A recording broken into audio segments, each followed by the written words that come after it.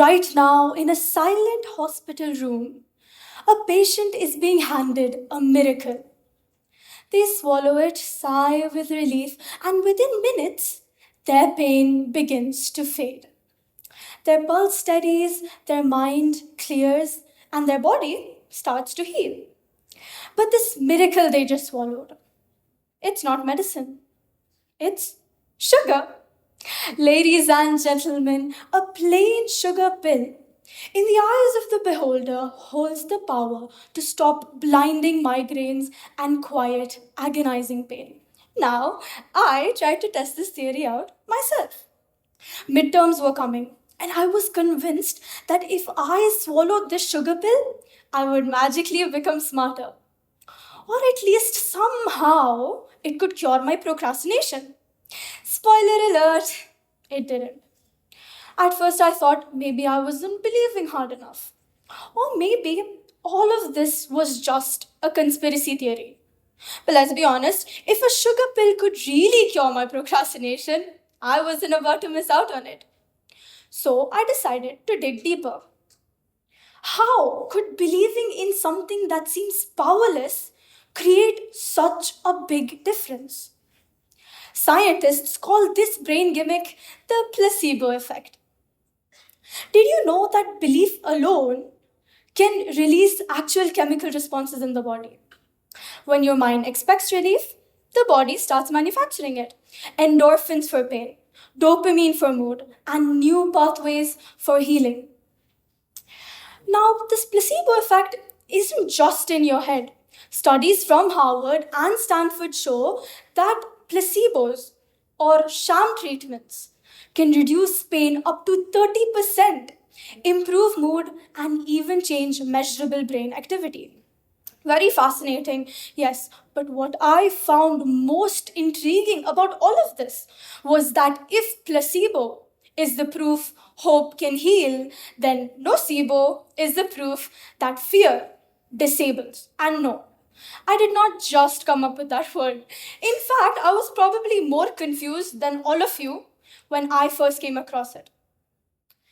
Everyone, even me, we've all lived this nocebo moment at least once in our lives. You know, when you walk into the exam room convinced that you are going to mess up. And surprise, you actually did bad, not because you didn't study, but because your brain had dragged you to the finish line and stamped failure on it before you even started. Or when I came up on stage, or when we come up on stage, and I'm constantly telling myself, I'm going to embarrass myself, I'm definitely going to forget everything. What if I stutter? And suddenly, my hands start shaking. My mind completely blanks, and my voice starts cracking. Not because I can't speak, of course, but because fear decided to speak first. And my body simply followed. That is nocebo. Instead of lifting you up, it pulls you down. The complete opposite of what a placebo does. But it is also the theory we use to our advantage. If our mind is powerful enough to sabotage, then it is also powerful enough to set us up for victory. What we do is simply flip the script. Instead of standing there convinced that you are going to get it wrong, you stand there as if you've already said the right answer. You hold yourself like someone who's already won. And you speak as if success is already yours. Because the same brain that can talk you out of your potential can talk you into it. Which means the real question never was, can that sugar pill really cure my procrastination? Can it really make me smarter? The real question was always, what if the smallest moment of belief is all it takes to trigger the biggest change? There's something that we usually ignore. Most of us use belief passively. We sit around hoping life will change, waiting for motivation, waiting for confidence, waiting to feel ready.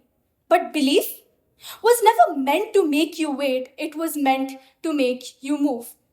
Placebo doesn't work because you believe and you sit, it works because your belief tells the mind that it has to act now. Honestly, it does hit you when you least expect it, that it's always the smallest moment. That one small moment of belief that changes everything. Not because the act was powerful, but because the belief behind that act was. The real paradox: a simple sugar pill can't cure you because of what it is, but it can because of what your mind decides it can be. On that note, I want to leave you with something that pretty much defines my entire life. Something I try to live by every single day. Believe it till you become it. The art of believing was never waiting for the proof before you start, but letting your belief be the proof. Placebo paradox, the art of believing.